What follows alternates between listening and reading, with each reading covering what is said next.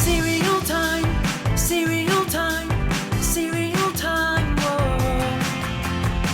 The legendary roots of milk. Watch out for my roots! What's up, cereal heads? Today we're going to talk about honey toasted Kernza cereal. Now I'm sure your first reaction is honey toasted what?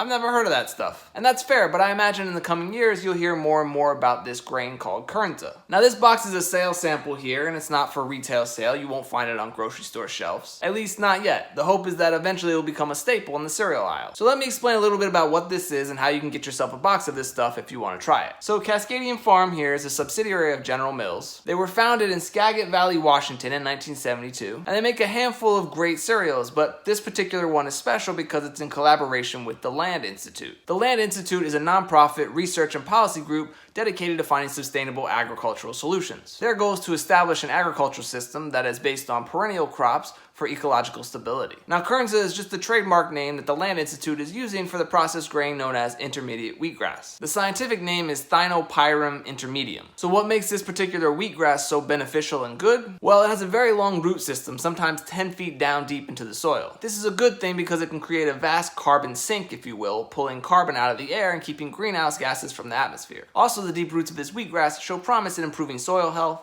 purifying water, and enhancing the surrounding wildlife. Now, obviously I'm not a scientist, so I can't speak to the validity of these claims. I know the research is still being done, but it appears that if Kernza is able to be grown at scale, it could be beneficial to the climate and our food system. At least more beneficial than some of our annual crops like corn. But you didn't come here for a lecture or a history lesson, you came here for cereal. So where do you get this stuff? Well, right now there are only 6,000 boxes of this cereal in existence. If you head over to deeplyrootedforgood.com, you can join the plot and donate to the Land Institute. If you donate $25, you get one of these boxes of honey toasted Kernza cereal. The donations go directly to the Land Institute and helping them in their goal, making Kernza a much more commonly grown crop here in the US. Alright, so let's take a look at this cereal and see what it's all about. You can see the front of this box is very minimalist and simple. They have the Kernza wheatgrass here, and then these lines are supposed to represent the deep roots growing down in the soil. And you can see right here on the front it says deeply rooted for good. Now on the side of the box here they talk about Cascadian Farm. They tell you about the farm's history and they tell you a little bit about what Kernza is. And then the back of the box is also very simplistic as well. It says sweet for the environment, sweet for you to eat. It tells you that Kernza can help protect water quality. It grows deep roots that can store carbon. And it makes a home for wildlife, though they never really expand on that claim. It also supports healthy soil and it's a flavorful whole grain. So let's open up this cereal and take a look. So here's what a bowl of honey toasted Kernza cereal looks like. You can see it's basically a wheat flake cereal. There are also oats and rice in the ingredients, and you can see here that's what the clusters are made out of. The flakes have a nice little honey glaze to them. Let's hit them with some milk and give them a try.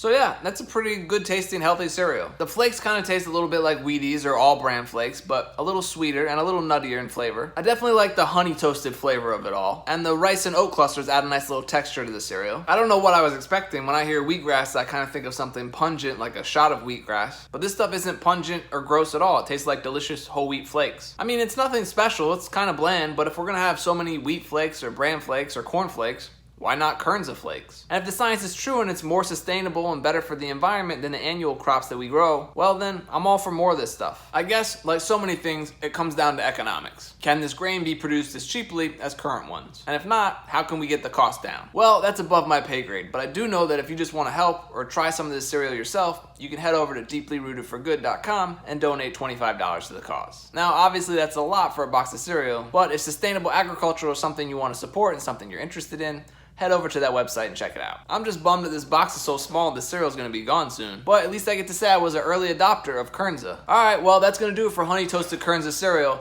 As always, thank you for watching, and until next time, stay crunchy and do your part to help save the planet. It's the only one we got.